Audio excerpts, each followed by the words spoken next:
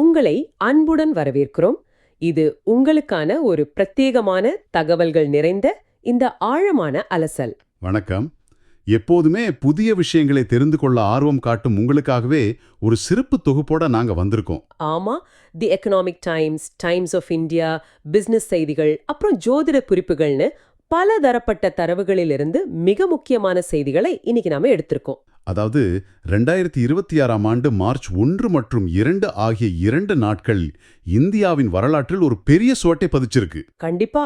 பூகோள அரசியல், பொருளாதாரம், ராஜதந்திரம், விளையாட்டு, அப்புறம் வானியல்னு எல்லாத்துலயும் இது ஒரு பெரும் தாக்கத்தை ஏற்படுத்தியிருக்கு. இத பற்றிய ஒரு தெளிவான கண்ணோட்டத்தை உங்களுக்கு வழங்குவதுதான் நமது இன்றைய மிஷன். நீங்க வேலைக்கு செல்லும் அவசரத்தில் டிராஃபிக்ல காத்திருக்கலாம், அல்லது அமைதியாக காஃபி குடித்தபடி இதை கேட்கும் மனநிலையிலும் இருக்கலாம். உங்க நேரத்தின் மதிப்பை நாங்க முழுமையாக அறிவோம். கரெக்ட். வெறும் செய்திகளின் தலைப்புகளை மட்டும் வாசிப்பது நமது நோக்கமல்ல. அந்த செய்திகளுக்கு பின்னால் இருக்கும் ஆழமான காரணங்களையும் அது உங்களின் அன்றாட வாழ்க்கையை எப்படி பாதிக்கிறது என்பதையும் இணைத்து பார்ப்பதுதான் இந்த ஆழமான அலசலின் சிறப்பு. ஆனா உள்ளே செல்வதற்கு முன் நாம ஒரு மிக முக்கியமான விஷயத்தை தெளிவுபடுத்திடலாம். நிச்சயமா. கடந்த சில நாட்களாக இணையத்திலும் சமூக வலைத்தளங்களிலும் மேற்கு ஆசிய போர் குறித்து பல சார்பு நிலைப்பாடுகள் உலா வருது. உண்மைதான். ஆனா இன்று நாம இடது அல்லது வலது என்ற எந்த கண்ணாடியும் அணியாம மூலத்தரவுகள் என்ன சொல்கின்றன என்பதை மட்டுமே நடுநிலையோடு அக்குவேறு ஆணிவேராக அலசப் போகிறோம். இது எந்த ஒரு அரசியல் நிலைப்பாட்டிற்கும் ஆதரவானது அல்ல. மாறாக உங்களை ஒரு தெளிவான, நன்கு தகவலறிந்த நபராக மாற்றுவதற்கான முயற்சி மட்டுமே. கண்டிப்பா. சரி, இதை கொஞ்சம் விரிவாக பார்ப்போம். மார்ச் 2ஆம் தேதி உலகளாவிய புவிசார் அரசியலில் நிஜமாகவே ஒரு பூகம்பம் வெடித்த நாள்னு சொல்லலாம் இல்லையா? சந்தேகமே இல்லாமல் நிலைமை அந்த அளவுக்கு கட்டுக்கடங்காமல் போய்விட்டது. அமெரிக்காவும் இஸ்ரேலும் ஈரான் மீது ஒரு மிகப்பெரிய தாக்குதலை நடத்தினாங்க. ஆமாம், ஒரே இரவில் சுமார் 30 இராணுவ மற்றும் மூலப்புற இடங்கள் குறிவைக்கப்பட்டன. இதுல ஈரானின் உச்சபட்ச தலைவர் அயத்துல்லா அலி கமேனி மற்றும் சில மிக முக்கிய இராணுவ அதிகாரிகள் கொல்லப்பட்டனர். ஒரு நாட்டின் உச்சபட்ச அதிகார மையம் இப்படி தகர்க்கப்படுவது என்பது ஒட்டுமொத்த மத்திய கிழக்கிலும் ஒரு மிகப்பெரிய அதிகார வெற்றிடத்தை உருவாக்கிவிட்டது. பவர் வேக்யூம்னு சொல்வாங்களே, அதுதான். நான் வெளியுறவுத்துறையின் அறிக்கைகளையும் சர்வதேச செய்திகளையும் பார்த்தபோது உண்மையிலே அதிர்ந்து விட்டேன். கமேனியின் மரணச் செய்தி வெளியான சில மணி நேரங்களிலேயே அதற்கான பதிலடியும் மிக கடுமையாக இருந்தது. ஈரான் ஆதரவு படைகள் சும்மா இருக்கவில்லை. அவர்கள் நேரடியாக ஐக்கிய அரபு அமீரகம் மற்றும் குவைத்தில் உள்ள அமெரிக்க தளங்கள் மீது சரமாரியாக ஏவுகணை தாக்குதல்களை நடத்தினார்கள். இந்த தாக்குதல்கள் ரொம்பவே தீவிரமா இருந்துச்சு. ஆமா, குவைத்தில் நடந்த இந்த தாக்குதலில் 3 அமெரிக்க வீரர்கள் உயிரிழந்துள்ளார்கள். இதேதோ வரைபடத்தில் மட்டும் நடக்கும் போர் என்று நாம் நினைத்துவிட முடியாது. ஏன்னா இந்த தாக்குதல்கள் நடந்த இடங்கள் இந்தியர்கள் அதிகம் வசிக்கும் பகுதிகளாயிற்றே. அதைத்தான் நாம் மிக உன்னிப்பாக கவனிக்க வேண்டும். வளைகுடா நாடுகளில் சுமார் 10 கோடி, அதாவது 10 மில்லியன் இந்தியர்கள் வசிக்கின்றனர். உங்களின் உறவினரோ அல்லது நண்பரோ கூட துபாயிலோ கத்தாரிலோ வேலை செய்து கொண்டிருக்கலாம். கண்டிப்பா. அவர்களின் அன்றாட வாழ்க்கையும் பாதுகாப்பும் அங்கே ஒரே இரவில் கேள்விக்குறியாகிவிட்டது. துபாய், அபுதாபி, தோஹா போன்ற உலகின் மிக முக்கியமான, எப்போதும் பரபரப்பாக இயங்கும் விமான நிலையங்கள் முற்றிலுமாக முடங்கின. வான்வெளிகள் மூடப்பட்டன. ஏர் இந்தியா, இண்டிகோ போன்ற நமது உள்நாட்டு விமான நிறுவனங்கள் அந்த பகுதிகளுக்கான சேவைகளை உடனடியாக ரத்து செய்தன. ஆமாம், நான் படித்த ஒரு செய்தி என்னை மிகவும் பாதித்தது. துபாயில் மட்டும் புனேவைச் சேர்ந்த 84 MBA மாணவர்கள், அந்த கல்வி சுற்றுலா போன மாணவர்களா? ஆமா, அவங்கதான் ஒரு கல்வி சுற்றுலாவுக்காக போய்விட்டு பாதுகாப்பாக திரும்ப முடியாமல் விமான நிலையத்திலே அப்படியே சிக்கித் தவித்தனர். ரொம்ப கஷ்டமான சூழ்நிலை அது. அதே போல ஈரானின் தலைநகர் டெஹரானில் உள்ள ஹாஸ்டல்கள்ல நூற்றுக்கணக்கான இந்திய மருத்துவ மாணவர்கள் சிக்கிட்டாங்க. நள்ளிரவில் கேட்கும் குண்டுவெடிப்பு சத்தங்களுக்கு மத்தியில் உயிரை கையில் பிடித்துக் கொண்டு பொழுதை கழித்திருக்கிறார்கள். இவ்வளோ பெரிய நெருக்கடிய அரசாங்கம் எப்படி கையாண்டது? இந்த இடத்தில்தான் வெளியுறவுத்துறையின் வேகமான செயல்பாட்டை நாம் கவனிக்க வேண்டும். நள்ளிரவிலேயே பிரதமர் அவசரமாக பாதுகாப்புக்கான அமைச்சரவை குழுவை கூட்டினார். CCS அப்படின்னு சொல்வாங்களே, அதுவார்? கரெக்ட். உடனடியாக ஐக்கிய அரபு அமீரக அதிபர் மற்றும் இஸ்ரேல் பிரதமருடன் தொலைபேசியில் பேசி இந்த சூழ்நிலையை தணிக்க வேண்டும் என்று வலியுறுத்தினார். அதே நேரத்தில் வெளியுறவுத்துறை அமைச்சகம் உடனடியாக செயல்பட்டு ஒரு கட்டுப்பாட்டு அறையை அமைத்தது. 24/7 இயங்கக்கூடிய PACR கட்டுப்பாடு அறை இது. Passenger assistance control room. பதற்றத்தில் இருந்த பல்லாயிரக்கணக்கான குடும்பங்களுக்கு இது ஒரு பெரிய தகவல் பாலமா அமைஞ்சது. இந்த உலகளாவிய நெருக்கடி இந்தியாவின் உள்நாட்டு பாதுகாப்பிலும் உடனடியாக தாக்கத்தை ஏற்படுத்தியதை பார்க்க முடிந்தது. காஷ்மீர்ல ஒரு பெரிய பதட்டம் உருவானது. குறிப்பாக ஸ்ரீநகரின் லால் சவுக் பகுதியில பெரும் போராட்டங்கள் வெடித்தன.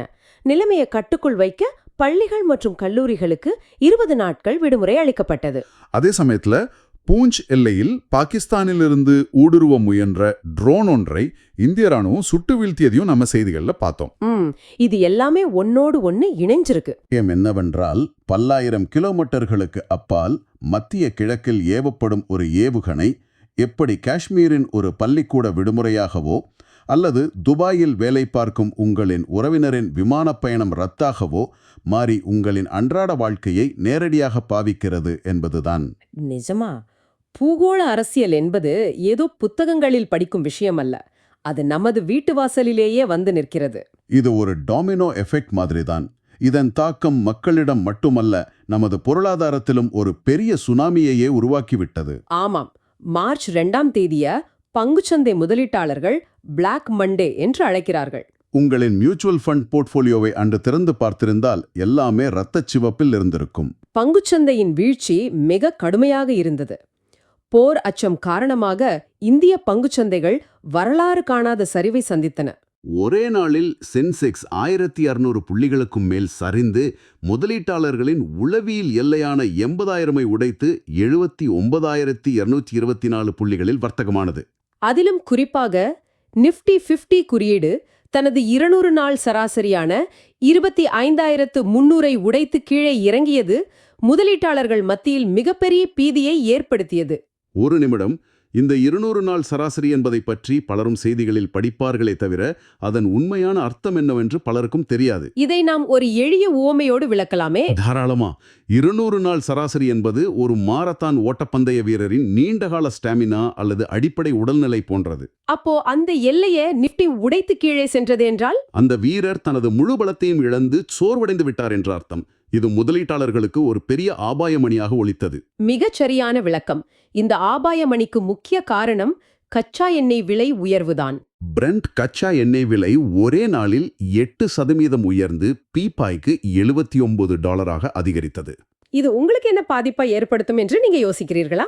கச்சா எண்ணெய் விலை உயர்ந்தால் அடுத்த சில வாரங்களில் நீங்கள் பெட்ரோல் பங்கில் நிரப்பப் போகும் எரிபொருளின் விலையும் அதிகரிக்கும். அது மட்டும் இல்லாம சரக்கு கட்டணங்கள் உயர்வதால் காய்கறிகளின் விலையும் அதிகரிக்கும் அபாயம் உள்ளது.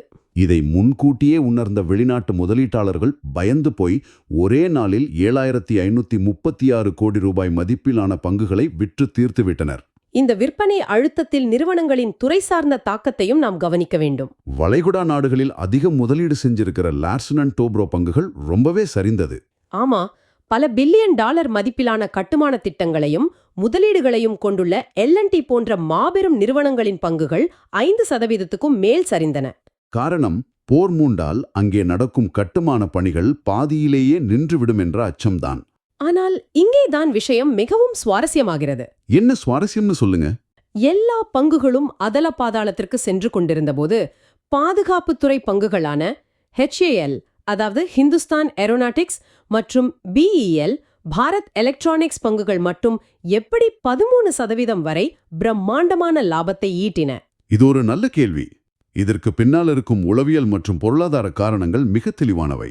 உலகளவில் போர் பதற்றம் அதிகரிக்கும் போது விநியோகச் சங்கிலிகள் துண்டிக்கப்படும். சப்ளை செயின் சொல்வாங்களே, அதுதான். அப்போ நாடுகள் தங்கள் இராணுவ தளவாடங்களை வெளிநாடுகளிலிருந்து இறக்குமதி செய்ய முடியாது.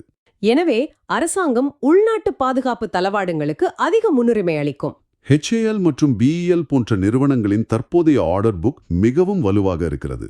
இந்த சூழ்நிலையில் அவர்களுக்கு இன்னும் அதிக உள்நாட்டு ஆர்டர்கள் கிடைக்கும் என்ற எதிர்பார்ப்புதான் இந்த பங்குகளின் அபரிமிதமான வளர்ச்சிக்கு காரணம். அப்படியானால் இதை நேரான நீங்கள் எப்படி பார்க்க வேண்டும்? உங்களுடைய தனிப்பட்ட பங்கு முதலீடுகள் தற்போது வீழ்ச்சியை காட்டலாம். ஆனால் நீண்ட கால அடிப்படையில் பதற்றப்பட்டு பங்குகளை விற்காமல் ஒவ்வொரு நிறுவனத்தின் அடிப்படைகளை, அதாவது ஃபண்டமெண்டல்ஸை கவனிப்பது எவ்வளவு முக்கியம் என்பதை இது உணர்த்துகிறது அல்லவா? கட்டாயம். குறுகிய கால சரிவுகள் நல்ல நிறுவனங்களில் குறைந்த விலையில் முதலீடு செய்வதற்கான வாய்ப்பாகவும் மாறலாம் என்பதை சந்தை வரலாறு நமக்கு கற்றுக் கொடுத்துள்ளது. சரி, ஒரு பக்கம் போர் பங்குச்சந்தை வீழ்ச்சி என பொருளாதார போர் நடந்து கொண்டிருந்தாலும் மறுபக்கம் இந்தியாவின் ராஜதந்திரம் மிக சிறப்பாக செயல்பட்ட ஒரு வாரமாக இது அமைந்தது. பல வருடங்களாக ஒரு பனிப்போரில் இருந்த கனடாவுடனான தூதரக உறவில் இப்போது ஒரு புதிய அத்தியாயம் தொடங்கியிருக்கிறது. புதிய கனடா பிரதமர் மார்க் கார்னி பிப்ரவரி 27 முதல் மார்ச் 2 வரை இந்தியாவுக்கு அரசுமுறை பயணம் மேற்கொண்டார். ஆனால் எனக்கு இதில் ஒரு சந்தேகம் இருக்கிறது. என்ன சந்தேகம்? சில மாதங்களுக்கு முன்புதான் ஹர்தீப் சிங் நிஜ்ஜார் கொலையை காரணமாக வைத்து இந்தியா கனடா உறவு வரலாறு காணாத அளவில் மோசமடைந்தது. ஆமாம், நாம் கனடா தூதர்களை நாட்டை விட்டு வெளியேற்றினோம், விசா சேவைகளை நிறுத்தினோம். அப்படி ஒரு பெரிய ராஜதந்திர மோதல் நடந்து கொண்டிருக்கும்போது திடீரென அந்த நாட்டு பிரதமரை சிவப்பு கம்பளம் விரித்து வரவேற்பது கொஞ்சம் முரண்பாடாக தெரியவில்லையா? இதை நாம் எப்படி புரிந்து கொள்வது? உங்கள் இந்த கேள்வி மிக முக்கியமானது. சர்வதேச அரசியலில் நிரந்தர நண்பனும் இல்லை, நிரந்தர எதிரியும் இல்லை. அது 100% உண்மை. ஜஸ்டின் ட்ரூடோரின் காலகட்டத்தில் உறவுகள் மோசமடைந்தது உண்மைதான். ஆனால் மார்க் கார்னி ஒரு புதிய தலைவர். அவர் ஒரு கிளீன் ஸ்லேட்டுடன் வந்திருக்கிறார். அவர் நேரடியாக டெல்லிக்கு செல்லாமல் முதலில் மும்பைக்கு வந்து முன்னணி தொழிலதிபர்களை சந்தித்தார். அதன் பிறகுதான் புது டெல்லியில் உள்ள ஹைதராபாத் ஹவுஸ்ல பிரதமர் மோடியுடன் மிக விரிவான பேச்சுவார்த்தை நடத்தினார். இரு நாடுகளும் பழைய கசப்புகளை மறந்துவிட்டு பொருளாதாரத்தில் கவனம் செலுத்த விரும்புகின்றன. அந்த பொருளாதார கூட்டாண்மை எந்த அளவுக்கு பெரியதுன்னு பாத்தீங்கன்னா அது மிக மிக பெரியது. செபா எனப்படும் விரிவான பொருளாதார கூட்டாண்மை ஒப்பந்தத்திற்கான பேச்சுவார்த்தைகள் மீண்டும் தொடங்கப்பட்டுள்ளன. இதன் மூலம் 2030க்குள் இரு நாடுகளுக்கும் இடையேயான வர்த்தகத்தை $70 பில்லியன் உயர்த்த இலக்கு நிர்ணயித்துள்ளனர். எல்லாவற்றையும் விட ஒரு மாபெரும் ஒப்பந்தம் இறுதிக்கட்டத்தை எட்டியுள்ளது. இந்தியாவின் நாளுக்கு நாள் அதிகரித்து வரும் எரிசக்தி தேவையை பூர்த்தி செய்ய கனடாவின் கேம்கோ நிறுவனத்திடமிருந்து $2.8 பில்லியன் மதிப்பிலான யுரேனியம் வாங்கும் ஒப்பந்தம் அது. கனடாவின் சஸ்கச்சமன் மாகாண முதல்வர் ஸ்காட் மோ இதை உறுதிப்படுத்தியுள்ளார். இதை ஒரு பரந்த கண்ணோட்டத்தில் பார்த்தால் இந்தியா தனது வெளியுறவு கொள்கையில் எவ்வளவு சாதுரியமாக செயல்படுகிறது என்பது புரியும். இதுவரை தனது எரிசக்தி மற்றும் இராணுவ தேவைகளுக்கு நாம் ரஷ்யாவை மட்டுமே பெருமளவில் நம்பியிருந்தோம். ஆனால் இப்போது போர் மேகங்கள் சூழ்ந்துள்ள உலகில் சர்வதேச தடைகளில் சிக்காமல் இருப்பதற்காகவும் தனது எரிசக்தி பாதுகாப்பை உறுதி செய்வதற்காகவும் இந்தியா ரொம்ப உஷாரா செயல்படுது. ஆஸ்திரேலியா மற்றும் கனடா போன்ற மாற்று நாடுகளை நோக்கி நகர்வது ஒரு மிகச்சிறந்த மாஸ்டர் ஸ்ட்ரோக் என்று சொல்லலாம். துல்லியமாக சொன்னீர்கள். உணர்ச்சிகளுக்கு இடம் கொடுக்காமல் தேசத்தின் பொருளாதார வளர்ச்சியையும் எரிசக்தி பாதுகாப்பையும் முன்னிறுத்தி செயல்படுவதுதான் இந்தியாவின் இந்த புதிய புவிசார் அரசியல் நகர்வின் அடிப்படை. சரி, அரசியல் மற்றும் பொருளாதாரத்தின் இந்த மிக இறுக்கமான விவாதங்களிலிருந்து சற்றே விலகி கொஞ்சம் ஸ்போர்ட்ஸ் பக்கம் போலாம். ஒரு பக்கம் பங்குச்சந்தையில் செய் அல்லது செத்துமடி என்ற போராட்டம் நடந்து கொண்டிருந்த அதே வேளையில் ஈடன் கார்டன்ஸ் மைதானத்திலும் நிஜமாகவே ஒரு செய் அல்லது செத்துமடி போராட்டம் அரங்கேறியது. விளையாட்டில் குறிப்பாக T20 உலகக் கோப்பையில் ஒரு வரலாற்று வெற்றியை இந்தியா பதிவு செய்துள்ளது. மார்ச் 1ஆம் தேதி இரவு கொல்கத்தா ஈடன் கார்டன்ஸ் மைதானம் எப்படி அதிர்ந்தது என்பதை பார்த்தோம். சூப்பர் 8 சுற்று போட்டியில் வெஸ்ட் இண்டீஸ் அணிக்கு எதிரான அந்த போட்டி ரசிகர்களின் நகங்களை கடிக்க வைத்தது. முதலில் பேட் செய்த வெஸ்ட் இண்டீஸ் 196 ரன்கள் என்ற மாபெரும் இலக்கை நிர்ணயித்தது. T20யில் இது ஒரு கடினமான இலக்கு. ஆனால் அதன் பிறகு களத்தில் நடந்ததுதான் உண்மையான மேஜிக். ஓப்பனிங் இறங்கிய சஞ்சு சாம்சன் அசுர ஃபார்மில் இருந்தார். வெறும் 50 பந்துகளில் 12 பவுண்டரிகள், 4 பிரம்மாண்டமான சிக்சர்களுடன் ஆட்டமிழக்காமல் 97 ரன்கள் குவித்தார். கிட்டத்தட்ட ஒற்றையாளாக இந்தியாவை அரையிறுதிக்கு அழைத்து சென்றார். அடுத்து இந்தியா இங்கிலாந்தை சந்திக்க உள்ளது. ஆனா இந்த வெற்றி கொண்டாட்டங்களுக்கு மத்தியிலும் ஒரு விமர்சனம் எழுந்தது. அதை கவனித்தீர்களா? ஆம், போட்டிக்கு நடுவே குறிப்பாக ட்ரிங்க்ஸ் பிரேக்கின் போது மைதானத்தில் கண்ணை பறிக்கும் லேசர் ஷோக்கள் நடத்தப்பட்டன. இது வெறும் பொழுதுபோக்கு அம்சமாக இருந்தாலும் வீரர்களின் கவனத்தை இது வெகுவாக சிதறடித்ததாக சுனில் கவாஸ்கர், ரவி சாஸ்திரி போன்ற கிரிக்கெட் ஜாம்பவான்கள் கடும் விமர்சனத்தை முன்வைத்தனர். நவீன விளையாட்டுப் போட்டிகள் அதிகப்படியான பொழுதுபோக்கு அம்சங்களால் ஒரு சர்க்கஸ் போல மாறி போட்டியின் தீவிரத்தன்மையை குறைத்து விடுகிறதா என்ற விவாதத்தை இது தூண்டியுள்ளது. லேசர் ஷோக்கள் ஒரு புறம் கவனத்தை சிதறடித்தாலும் இந்தியாவின் வெற்றி இலக்கு சிதறவில்லை என்பது ஆறுதல். அது ஒரு நல்ல விஷயம்தான். அடுத்ததாக மார்ச் 3ஆம் தேதி நடந்த ஒரு வானியல் விந்தையையும் நாம் பேசியே ஆக வேண்டும். நவீன அறிவியலும் நமது பழங்கால பாரம்பரியமும் ஒன்றோடு ஒன்று சந்தித்த ஒரு அபூர்வமான நிகழ்வு அது. சரியாகச் சொன்னீர்கள். மார்ச் 3 அன்று வண்ணங்களின் பண்டிகையான ஹோலியும் முழு சந்திர கிரகணமும் ஒன்றாக வந்தன. இது சுமார் 100 ஆண்டுகளுக்கு பிறகு நடக்கும் ஒரு அரிய நிகழ்வாகும். பூமியின் நிழல் முழுமையாக நிலவை மறைக்கும்போது வளிமண்டலத்தில் சிதறும் ஒளியால் நிலவு ஒருவித சிவப்பு நிறத்தில் காட்சியளிக்கும். இதைத்தான் அறிவியல் பிளட் மூன் என்கிறது. வடகிழக்கு மாநிலங்களில் இந்த கிரகணத்தை மக்கள் மிகத் தெளிவாக காண முடிந்தது. ஆனால் இது வெறும் வானியல் நிகழ்வாக மட்டும் நின்றுவிடவில்லை. மக்களிடையே ஒரு பெரிய கலாச்சார குழப்பத்தையும் ஏற்படுத்தியது. ஜோதிட சாஸ்திரப்படி காலை 6:23 இருந்து மாலை 6:47 வரை சூதக் நேரம் என்று அறிவிக்கப்பட்டது. கிரகணத்தின் போது அசுப கதிர்வீச்சுகள் இருக்கும் என்ற நம்பிக்கையால் இந்த நேரத்தில் கோவில்கள் மூடப்பட்டன, சுபகாரியங்கள் அனைத்தும் தவிர்க்கப்பட்டன. இந்த சூதக் நேரம் என்பது வெறும் மூட நம்பிக்கை என்று ஒதுக்காமல் அது நமது சமூகத்தின் ஆழமான கலாச்சார கடிகாரமாக எப்படி செயல்படுகிறது என்பதை பார்க்க வேண்டும். இதனால் ஹோலி பண்டிகையின் மிக முக்கியமான சடங்கான ஹோலிகா தெஹன், நெருப்பு மூட்டும் நிகழ்வை எப்போது செய்வது என்பதில் பெரிய விவாதம் எழுந்தது. ஜோதிடர்களின் அறிவுரைப்படி இதை அதிகாலை 5:30 முதல் 6:23 மணிக்குள் செய்ய வேண்டும், அல்லது மாலையில் கிரகணம் முடிந்த பிறகு 6:47க்கு மேலதான் செய்ய வேண்டும் என்ற கட்டாயம் ஏற்பட்டது. இந்த குழப்பங்களால் உத்தரப்பிரதேச மாநில அரசு நிலைமையை சமாளிக்க ஹோலி பண்டிகைக்காக 3 நாட்கள் தொடர் விடுமுறையையே அறிவித்துவிட்டது என்றால் பார்த்துக் கொள்ளுங்களேன். ஆக இதற்கெல்லாம் என்ன அர்த்தம்?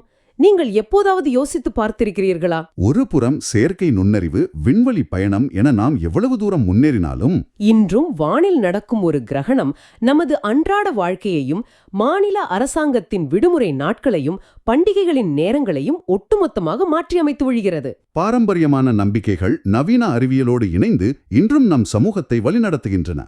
இது ஒரு அற்புதமான கலவைதான். மனிதகுலம் தொழில்நுட்பத்தில் உச்சத்தை தொட்டாலும் இயற்கைக்கும் பிரபஞ்சத்திற்கும் முன்னால் நாம் இன்னும் கட்டுப்பட்டவர்கள்தான் என்பதை இது உணர்த்துகிறது. கடந்த 2 நாட்கள் நமக்கு எத்தனையோ ஆழமான விஷயங்களை கற்றுக் கொடுத்துள்ளன. ஒரு முறை திரும்பி பாருங்கள். மத்திய கிழக்கில் ஒரு பெரும் அதிகார போர் வெடிக்கிறது. அதன் விளைவாக இங்கே பெட்ரோல் விலை உயரும் அபாயம் ஏற்பட்டு நமது பங்குச் சந்தைகள் பாதாளத்திற்கு சரிகின்றன. அதே நேரம் பனிப்போரில் இருந்த கனடாவுடனான நமது உறவு ஒரு புதிய நம்பிக்கையோடு பல பில்லியன் டாலர் யுரேனியம் ஒப்பந்தமாக துளிர்க்கிறது. கிரிக்கெட் மைதானத்தில் சஞ்சு சாம்சனின் மட்டையிலிருந்து தெரித்த ரன்கள் ஒட்டுமொத்த தேசத்தையும் உற்சாகப்படுத்துகிறது. இறுதியாக வானில் தோன்றிய இரத்த நிலவு 100 ஆண்டுகளுக்கு முந்தைய பாரம்பரியத்தை மீண்டும் நினைவூட்டுகிறது. தகவல்களின் ஒரு மாபெரும் புயலை நாம் கடந்து வந்திருக்கிறோம். இது ஒரு முக்கியமான கேள்வியை எழுப்புகிறது. நவீன உலகப் போர்கள் நமது சர்வதேச பொருளாதாரத்தை நொடிப்பொழுதில் முடக்குகின்றன. அதே வேளையில் வானில் நடக்கும் கிரகணங்கள் நமது அன்றாட பண்டிகைகளின் நேரங்களையே மாற்றியமைக்கின்றன. மனிதர்களாகிய நாம் AI மற்றும் அதிநவீன தொழில்நுட்பத்தில் எவ்வளவு தூரம் முன்னேறினாலும் உலகளாவிய அரசியல் சதுரங்கத்திற்கும் பிரபஞ்சத்தின் சுழற்சிக்கும் நாம் இன்னும் எவ்வளவு ஆழமாக கட்டுப்பட்டிருக்கிறோம் என்று எப்பதாவது யோசித்திருக்கிறீர்களா? இதை பற்றி சிந்தித்து பாருங்கள். மிகச் சிறந்த சிந்தனையோடு இன்றைய இந்த ஆழமான அலசலை நிறைவு செய்கிறோம். உங்கள் பொன்னான நேரத்தை எங்களுடன் செலவிட்டதற்கு மிக்க நன்றி. இன்றைக்கு நடந்த விவாதங்களிலிருந்து பல புதிய ஆஹா தருணங்கள் உங்களுக்கு கிடைத்திருக்கும் என்று உறுதியாக நம்புகிறோம். இன்னும் பல சுவாரஸ்யமான தரவுகள் மற்றும் புதிய தேடல்களுடன் அடுத்த முறை உங்களை சந்திக்கிறோம். அதுவரை தொடர்ந்து சிந்தியுங்கள், புதிய தகவல்களை தேடுங்கள், கற்றுக்கொள்ளுங்கள். உங்களிடமிருந்து விடை பெறுகிறோம். நன்றி.